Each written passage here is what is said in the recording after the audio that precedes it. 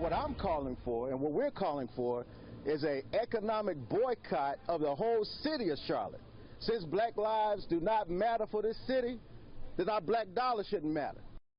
All right, that was B.J. Murphy, the Nation of Islam, urging an economic boycott of Charlotte, North Carolina after the shooting death of Keith Lamont Scott, fatally shot by an African-American police officer in Charlotte. Turns out, though, that some of the knee-jerk headlines we saw out of this, which give the impression that this was without cause or incident, or whether you look at the New York Times, Washington Post, BBC, a host of others, I'm giving a smattering of them, they might have left out a crucial fact that this guy had a gun. Does that change everything? Well, certainly to Milwaukee County Sheriff David Clarke, it's an element that we should know about and avoid a rush to judgment. Sheriff, good to have you. Neil, welcome back. I hope you're doing better. I was praying for you. It worked. I appreciate your kind note as well, Sheriff. But let me ask you about this.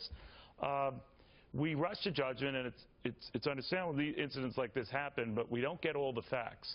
Turns out if this guy did have a gun, whether he was brandishing it, refusing to put it down, it's always in the eye of the beholder. The police say he refused to put it down. They kept warning him, put it down, but it didn't. We know what happened. But that part of the story has been largely ignored. In fact, nothing was mentioned, and even his family to this moment, and maybe that's understandable, deny he ever did have a gun. What do you do? Well, it was done on purpose. It was left out on purpose to stoke up anger and resentment by the liberal mainstream media. Look, what was on display last night was something that resembled something you'd see in a third world nation like Haiti. It didn't represent the good city of Charlotte, North Carolina, here in the United States.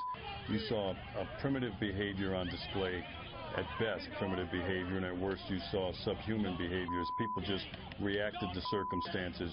Rioting, looting is not a socially acceptable response to people's frustration or what they may not know. Look, we don't know all the facts. I don't know all the facts. The police released some limited information, and I'm going to go on. I'm going to give the police the benefit of the doubt in the statement they made that the guy was armed. Now, what he was doing with the gun, pointed, whatever, that'll come out later. But to just simply react to circumstances, you know, I saw, you know, what resembled the mentality of a tree stump out there with some of the behavior that was going on. But I was not real happy with the position that the Charlotte Police Department, the fine men and women on the front lines, no criticism of them, they were not put in a position to succeed in their mission, which is to protect life and property. I saw law enforcement officers under attack. I hear that rocks and bottles were being thrown, bricks were being thrown, 12 officers injured. I didn't hear of any riot or casualties. That disturbs me as well.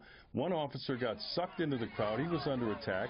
I saw officers go in to try to rescue him, but I didn't see anybody with their nightsticks delivering body blows and delivering knee strikes and arm strikes to help get that officer out of harm's way. It seemed like they were trying to soft shoe this. This is not a criticism of the officers. They're under orders, but these commanders are going to have to put these police officers in a position to defend themselves. You cannot put law enforcement officers in harm's way if you're not going to allow them to use all reasonable force to defend themselves and protect life and property. Not minimum force, not minimal force, not de-escalation, all reasonable force.